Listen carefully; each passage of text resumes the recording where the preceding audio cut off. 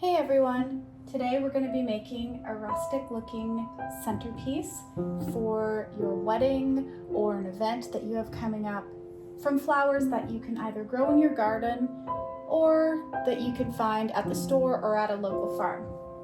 Okay, so to start, we need this premium wet floral foam. I found it at the dollar store for $2.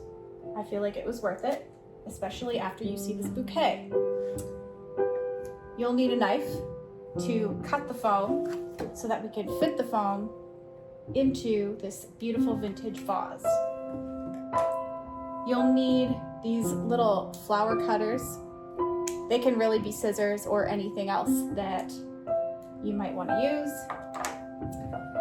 I have a plate so that any floral extras or the floral foam that we're going to cut doesn't get everywhere. So, in terms of the vase, I actually found this at an antique barn and I got it for $6. I feel like it's quite the catch. It is called Carnival Glass and honestly, I'm pretty excited about it. I think it's going to give the bouquet an extra little oomph that I would like.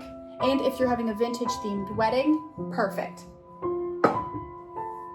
Okay, so let's get started.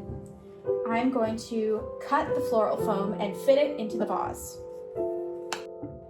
After getting the foam out of the plastic, I'm going to visually gauge how much I need for my vase, and then I'm going to cut it with my knife, and then with the additional pieces, I'm going to fill in the sides. Since the foam didn't actually fit the first time, I had to cut it down.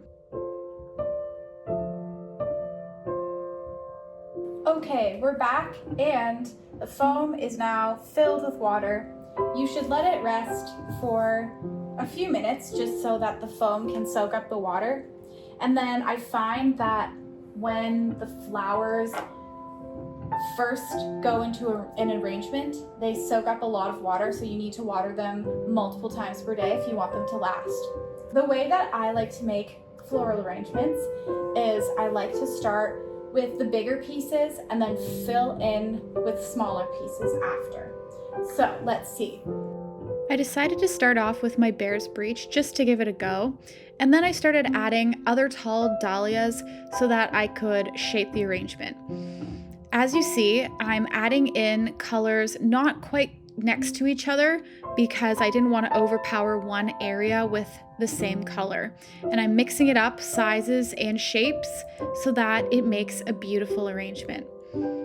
I really like those yellow flowers in the back because they're quite large and they fill it out. On another note, if you don't have access to any of the flowers or some of the flowers in my video, do not fear. You can definitely mix and match different flowers that you can find at your local store or farm, and it will be just as beautiful. We're almost done here, and after this, we're going to add some snapdragons and zinnias to fill the arrangement out. Ooh, can't wait. So let's get some snapdragons in here now to fill in some of these cracks. Now that I have the foundation of the large flowers, I'm going to fill in some of those spaces with snapdragons and zinnias to fill the arrangement out. And how I do that is I look at the arrangement, I see where the largest holes are, and I decide based on what color I think will go well there to put it in. If you add a flower in and you don't think that it works in the area, feel free to pull it out and try again. And if there's a flower that really doesn't feel like it fits, just leave it out. It's okay. Now we're putting the zinnias into the arrangement, and I love letting them stick out a bit further. It kind of gives it a quirky look, so I would definitely recommend doing that because it is cute, and why not? We are coming towards the end of fitting in these additional flowers.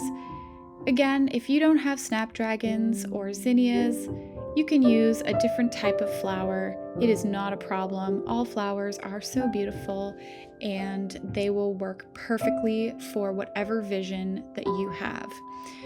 Now we're going to work on the last part, which is adding in the yarrow, feverfew, some daisies, and a bit of greenery.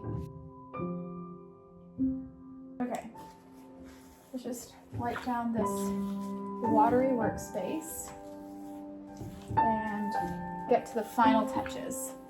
I'm gonna add the fillers. I don't know what else to call them. Okay, so We are in the home stretch here. Our bouquet is looking so beautiful, and we just want to put in a few extra flowers to give it that extra oomph. You see that I put some daisies in because, again, it gives it kind of a quirky look, as they would say, whimsical. And I'm also fitting in the feverfew to give some little pops of white and yellow at the bottom and in between the arrangement. Now I need to fill out the bottom with some yarrow. It has some beautiful greenery on it, and that's why I like to fill out the bottom with it, because it gives it an interesting texture. this is the end of hard work that we've put in, and I feel like it's cute. I feel like your guests would be impressed if you grew these flowers and put them together like so. So, at the end of the day, you have your dahlias, your zinnias, your snapdragons, your yarrow, and then your feverfew and daisies, and then this random cactus bear claw. Thank you so much for watching my video. If you found this interesting, follow me for more. Goodbye.